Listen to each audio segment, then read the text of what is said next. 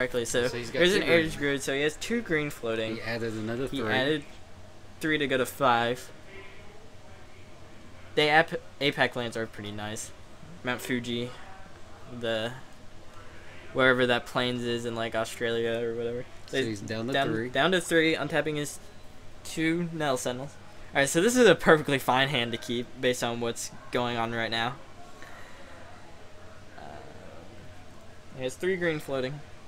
I believe he has, so 6 green. 6 green. I believe he has an Elvish Archdruid.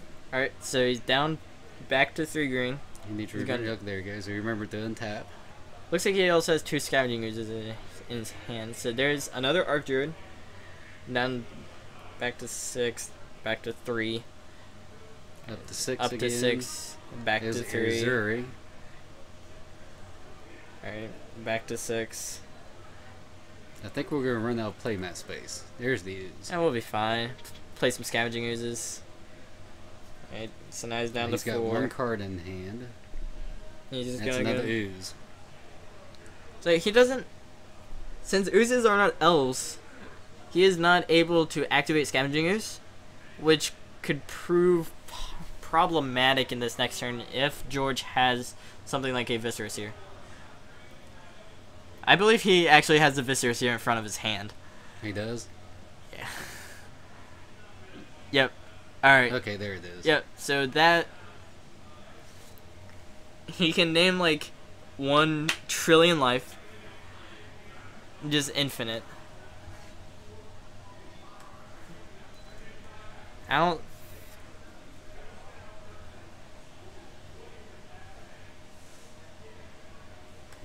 Yeah, I don't think Jesse can win from here.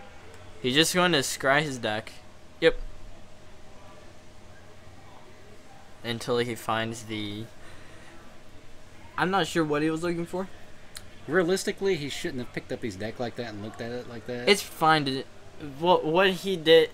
It's like a shelving... Like, whatever card he wants, he puts on the bottom stack. Mm-hmm. And then he just... Whatever, like, that amount is, he puts it on the bottom and just sets it like that. Yeah, I'm just saying when he did it, he was still looking at the bottom. And if he wasn't going to scry all the way to the bottom, it's still... Well, you can still scry through and just top bottom, top bottom, top bottom until you see the bottom of the deck. It's just a faster way of scrying, just physically.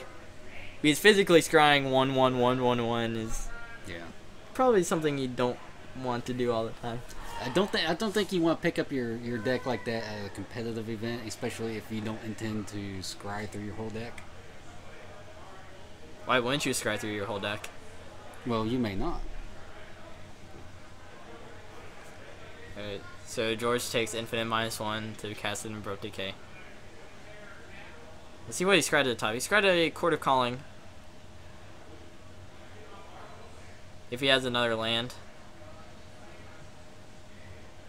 Chord for 2. Not sure what that gets. Chord for 3. Chord for 3. He needs to get rid of the Scavenging Ooze. He can't scry through his entire deck again. I'm not sure what he can chord for. Would he be getting an Anafenza?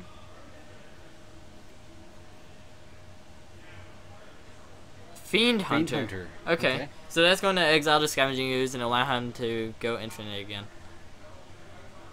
So he's going to sacrifice the Fiend Hunter with the trigger on attack. So this is the main difference between Oblivion Stone and Banishing Light. Oblivion Ring.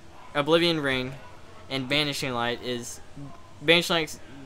With Oblivion Ring, if you sacrifice Oblivion Ring or kill it somehow while the trigger to exile the card is still on the stack, the leave play return the card trigger will be put on the stack before on top of the exile, so the card will be exiled forever. It's the same situation with Fiend Hunter and I believe another card that was printed in a core set. So the Scavenging Ooze is gone forever, and now you can scry through his entire deck again and find a land and then scry through it again and find Murderous Redcap, and Jesse would die. Yeah, so this game's locked up for George as long as he plays it properly.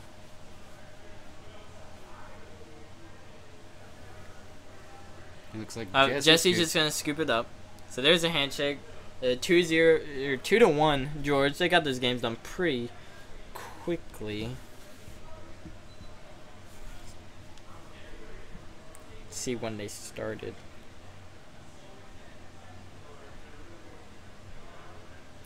So that was about 35-ish minutes. Banisher Priest. Thank you. I'm not going to try to pronounce your name. I'm not very good with these obscure card names. I don't think that card saw play while it was in standard. What, Banishing Priest? Banisher Priest. It saw a little bit of play. Probably in like a white weenie deck. I think it may have been in some sideboards. I also did. That was from M14. Yeah, I think it was in the last core set. Yeah, because that's when they kind of did away with being able to exile stuff permanently. Yep, M14. That was when they fixed the Oblivion Ring and Fiend Hunter things that were going on. Yep, M14. Yeah, just that little like word change. Just it can change entirely how a card works. Oh yeah. I'm not sure if we'll. Hopefully, we'll be able to get another match for us. Unfortunately, I cannot go and play Buy at the moment, so.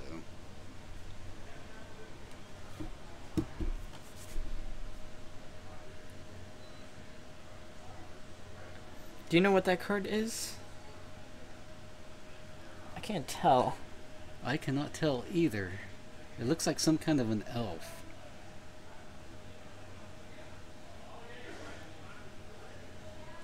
I'm assuming it deals with the infinite combo.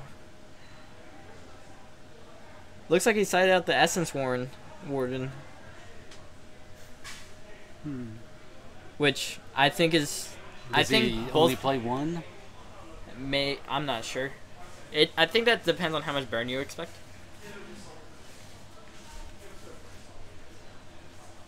So George is going to be coming over, and we might be able to get another match. Well, as soon as George gets here, I will vacate for him. It's good having you over here for this match. Oh yeah, that's good to be over here for the first time. Oh, this is your first time over. Yeah. I mean, I've watched on the stream, and I know the first time that we started streaming here, I was on the stream, but I lost my first match. Yeah, we played round one. Yeah, me and you. Yeah, because you were playing Esper, and I was playing the Creators Clause top deck. Oh yeah. Just burned me out. I think that's a big reason you play the card in the deck. It's just so you could top deck and be like, it happens. Yeah. And it happened to me several times during that match.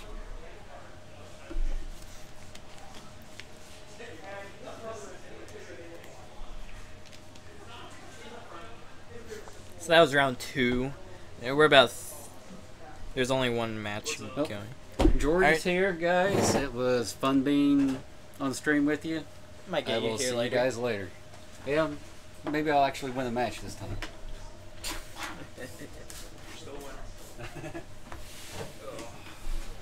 Alright, George. It's good to have you here. I'm going to switch over to the laptop camera whenever you sit down. Joy.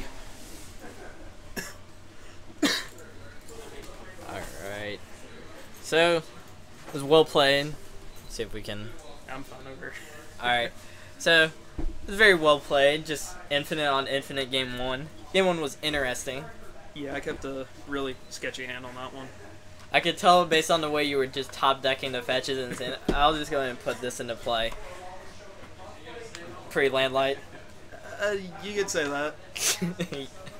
I've broken my #1 rule twice of keeping 1 lands or no lands. Barely paid off, but it works. Yeah, it was weird. You didn't have any Birds of Paradises or Noble Hierarchs on your turn ones. I don't run Nobles. Any, how many birds do you play? 4. You just didn't draw birds in any of the 3 games. It's a very important card. It can be. Get some good mana ramp. I still like the Wall of Roots better. Yeah, Waller's very good with quarter calling. Very good at blocking too. It got me out of a few tight spots there. So game one, you both went infinite. You quarter calling, or no, you got to you scryed to an Inofenza. You played Inofenza, and you're able to infinite bolster, but it's actually not game at that point. Yeah. He scooped. Yeah. I explained that earlier. Very complicated situation. Basically, the bolster triggers and the Essence Warden triggers of a creature coming into play, they both equal out the first turn. But the second turn, if Jesse doesn't have any blockers, he's dead. Yeah. And he told me if I did the red cap either game, he was going to make me go through it the entire time. Which would have been fun. Yeah, even if you had the thing was you needed a second black sword, but you can just scry through your entire deck. Yeah, I actually made a mistake on one of those games. I drew the red cap when I meant to cord for it on the upkeep. Ouch. Yeah. Yeah, because you didn't have double black. No. Really, in any of those games. I needed to scry that stuff to the top, and I did not do that. It really sucked. Game 2, I saw a Gownie Township in your hand. You played the fetch land, and you wound up going to 1 and couldn't use the fetch land. Yeah. Did you have 2 cords in your hand? I think I had 3. Okay. Did you have an untapped land that didn't deal you damage? Nope. Alright. So what happened in that situation was he should have, probably should have thought out how much he was attacking for. I didn't care at that point. It's a hard game with elves on the play. Yeah, it's difficult. The thing was you could still possibly won because if you played the Gavany Township, you could have corded for 1. Nah. Get the Viscerous here, and then if you draw anything that comes into play untapped that doesn't deal you damage. That's very rare in the deck. I mean, you have some Razor for Thicket doesn't do it, but you have some forests, you have some plains, you have a swamp. I got 2 forests, a swamp, and a plains now. Alright, and then you got some Gavany Townships. I got 1 Gavany. Alright, so he has to draw one of the 3 cards, but yeah. Every percentage point counts. If he draws that, he's able to cord for 3, get Kitchen Finks, and then infinite Jesse out in game 2. Yeah, that was too much like work though. Come on now. You're in the 2-0 bracket. I like it easy. That's why I like the deck. It's fun. Magic's fun. It is. No matter what you're doing. Unless you're playing against mono red artifacts. Is that a thing? Apparently to Cody Hill it is. Oh, we might get that deck on camera. He's not running it tonight. That was last week. Okay. Well, he has a different brew today. Yeah. When he comes on, I'll try to explain what's going on. Yeah, good luck with that. I was sitting next to him round 1. I couldn't follow the deck all the way. There's a lot of things. Way too many things. Stuff and things. But no, last week I think he did turn 2 Blood Moon. So, that's pretty good. Yeah, with no basics, it's a good game. Even with a basic, there's not that much you can do. Unless you have black and green up with the decay waiting, no. Or if you have cards like Birds of Paradise or cards like those, Mana Dorks, Wall of Roots. So how many people on the stream went off about the Murmuring Bosk being fetched up on both games? Oh, I couldn't. I mentioned it. Yeah, I mean, it is a forest. Yeah. Like, you can fetch it, that's a very neat addition to the deck. I never thought of the card. Yeah. I had no clue what the card was called, but as soon as I saw the artwork, I know what it does. Yeah, given Matt the idea, because after the Modern Open in Columbus, I had noticed a few problems with the deck, shall we say. So, he went Horizon Camp, I went Murmuring Bosk. They serve the same function, just I can get other mana out of that one. It's not the same function. Horizon Canopy gives you more late. Horizon Canopy gives you more late games where you can draw cards off of it. Where you're like, I don't want this land, I want to draw a card. Yeah, but if you're going that deep on it, well, that's the reason you run it. I still don't like the card in the deck, and it's too freaking expensive. That's fair. I'd rather do Murmuring The card's Bosk. like $30-ish. I think it's up to 40 now. It's expensive. Yeah, and Murmuring Bosk is like $3-4. Come on. And it's fetchable. Yeah. So it works. After you fetch it, I was like, that's brilliant. That card is pretty good. I like it. I'm also tinkering with the Nameless Emergis on the deck, so